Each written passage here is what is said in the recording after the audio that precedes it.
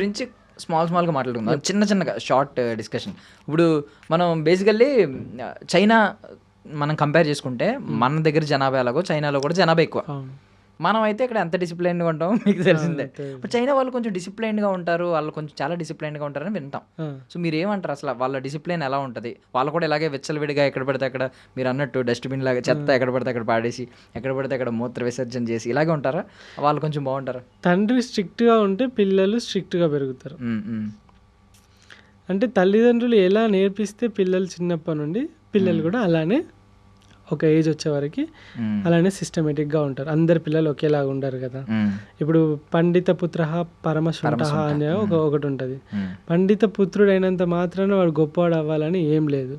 ఇక్కడ మన దేశం అనేది పండితులు, పుత్రులం మనం పరమశుంఠల్లాగా అంటే కొంతమంది తయారవుతుంది. అండ్ ఇంకొకటి చాలా మందిలో ఉన్నది ఇట్లా ఉండాలి, నా దేశం కూడా ఫారెన్.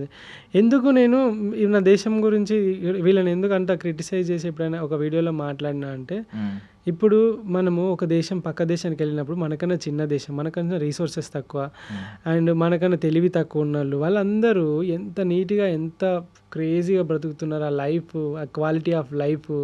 ఇప్పుడు మనము ఎందుకు పక్క దేశాల మీదకి వెళ్ళి చూసుకుంటా అక్కడ ఎక్కువ డబ్బులు వస్తాయి, అక్కడ సంపాదించాలి, అక్కడ సెటిల్ కావాలని ఎందుకు ఆలోచిస్తున్నాం? మన ఇండియాలోనే సెటిల్ కావచ్చు కదా. అంటే మన దాంట్లోనే ఇప్పుడు మన వాళ్ళందరూ పక్క దేశాలలో పోయి మన టెక్నాలజీ, మన బ్రెయిన్లు అంతా వాళ్ళకి ఇచ్చేసి వాళ్ళ దేశాన్ని డెవలప్ చేసి వాళ్ళు కొత్త కొత్త ఇన్నోవేషన్స్ చేస్తున్నారు. మరి మన ఇంటి దగ్గర డబ్బులు లేవా అంటే మన దగ్గర డబ్బులు ఉన్నాయి, మనం పక్క వాళ్ళకి కూడా అప్పులు ఇస్తాం, రైట్? సో మన దగ్గర రీసోర్సెస్ ఉన్నాయి, మన దగ్గర రీసెర్చ్ సెంటర్స్ ఉన్నాయి, ఇవన్నీ ఉన్నాయి. స్టిల్ మన వాళ్ళు అక్కడ దాకా పోతున్నారంటే ఎక్కడో ఒక దగ్గర లోపిస్తుంది. ఎక్కడ లోపిస్తుంది అని అంటే, ఇప్పుడు చైనాతో పోల్చుకుంటే నేను చైనాలో సింపుల్గా చెప్తా, దానికి ఆన్సర్ మీరే చెప్పండి. చైనాలో ఒకరోజు రైడ్ చేస్తుంటే సాయంత్రం 7 అయింది. 7 అయితే ఒక సిటీలో ఆగాల్సి వచ్చింది. సిటీలో మనం ఎట్లనైతే ఇప్పుడు ఆపోజిట్గా కూర్చున్నాము, సో దట్ అక్కడ ఒక షాప్ ఉంది, డెలివరీ. ఏం డెలివరీ? అమెజాన్ ఇట్లుంటాయి కదా, అట్లా ఒక డెలివరీ ఉన్నది. సో అట్లా డెలివరీ దగ్గర స్టాక్ అంతా ఫుల్ అయిపోయిందని చెప్పేసి 7-8 గంటలకు వాడు క్లోజ్ చేసుకున్నాడు. నేను అన్నీ టెంట్ వేసుకున్నా, ఆపోజిట్గా క్లోజ్ చేసుకున్నాడు. ప్రోడక్ట్ అంతా ఆడ పడేసిండు, డెలివరీస్ అన్నీ ఆడ పడేసిండు, వెళ్ళిపోయిండు. ఇక నేను రాత్రంతా షాక్ అవుతాను. అరే వీడు ఎవడన్నా ఎత్తుకపోతే ఎట్లా? మనము ఇక్కడ అమెజాన్లో డెలివరీ పెడితే ఫోన్ల బదులు ఇటుకలు వస్తాయి, కొన్నిసార్లు సబ్బు బిల్లలు వస్తాయి, పవర్ బ్యాంకులని లోపల బ్యాటరీలు పెట్టి అమ్ముతారు మనకు, రైట్? అట్లా జరిగినాయి చాలా ఫ్రాడ్స్ ఉన్నాయి రైల్వే స్టేషన్లలో. డెలివరీ అని పెట్టారు కొత్తగా, ఇంకా అట్లా జరుగుతుంది. ఇక్కడ చూస్తే పొద్దుగాలు వచ్చేసిండు వాడు 7-8 గంటలకేమో. రోడ్డు మీద ఉన్న సరుకు ఏదైతే దాని షాప్ మీద ఉన్న సరుకు అంతా మళ్ళీ బండ్లోకి ఎక్కించుకొని పోయి డెలివరీ చేస్తాడు.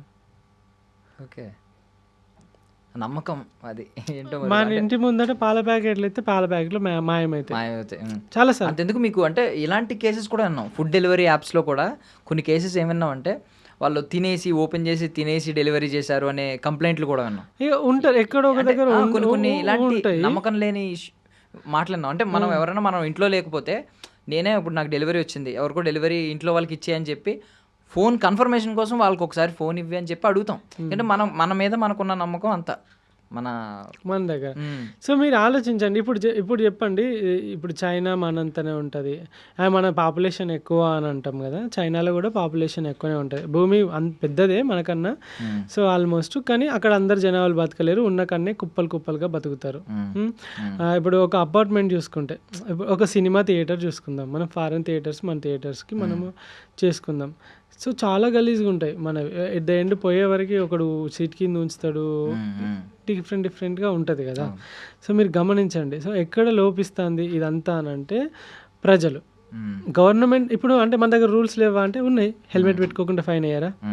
రోడ్ల మీద ఉంచితే ఫైన్ ఉన్నది, బయట స్మోక్ చేస్తే ఫైన్ ఉన్నది, బయట టాయిలెట్ చేస్తే ఫైన్ ఉన్నది, అడవులలో మంటలు పెడితే ఫైన్ ఉన్నది, లంచం ఇస్తే ఫైన్ ఉన్నది, లంచం ఇవ్వాలని చూసినా లంచం తీసుకున్నా ఫైన్ ఉన్నది. అంతేనా కదా? అన్నిటికీ ఉన్నాయి కదా. కానీ ఎక్కడ భయము ఒక భయం ఉన్నా కూడా సరే చూస్తుంటే వాడు కెమెరా ఉన్నంతసేపు ఒకలా ఉంటాడు, కెమెరా లేకుంటే ఒకలా ఉంటాడు, రైట్? సో ఎక్కడ లోపిస్తుందంటే వ్యక్తులలో, మనుషులలో.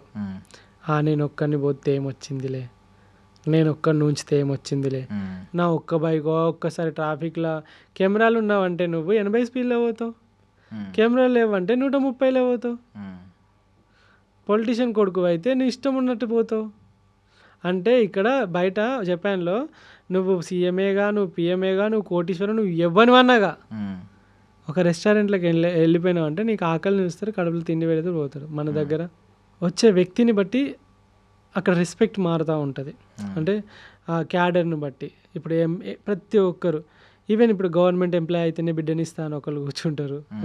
లైక్ ఇట్లా ఉంటుంది కదా. అండ్ ఇప్పుడు మన వాళ్ళే ఇంకా బయట దేశానికి పోయి రేసిజం అని, ఈవెన్ మొన్న యూఎస్లో ఒక అతను ఏమన్నాడు అంటే ఎందుకు వచ్చిర్రా మీరు, లైక్ వెళ్ళిపోండి అది ఇది అని చెప్పేసి అని అన్నాడు. అంటే మనం దాన్ని అనుకుంటాం రేసిజం అది అని చెప్పేసి అని అనుకుంటాం. పాపం వాడి బాధ ఏంటంటే వాళ్ళ జాబులన్నీ మన తెల్లితోటి మనం అన్నీ కొట్టేసుకొని మనం ఆడ జాగాలు కొని మన రియల్ ఎస్టేట్ కూడా వేసి చేస్తాం. రేసిజం ఇండియాలో లేదా? స్టేట్స్ మధ్యలోనే రేసిజం ఇండియాలో ఉంది బ్రో. ఎట్లా చెప్పాలా, స్కూల్లో మనము క్లాస్లో కూర్చున్నప్పుడు ఇదంతా మనకు నేర్పించక, అరే పొట్టోడా, అరే కర్రోడా, అరే గుడ్డోడా, అరే మెల్లోడా, అరే నత్తోడా, అరే బండోడా, అరే బక్కోడా, ఏం నేర్పిస్తున్నా?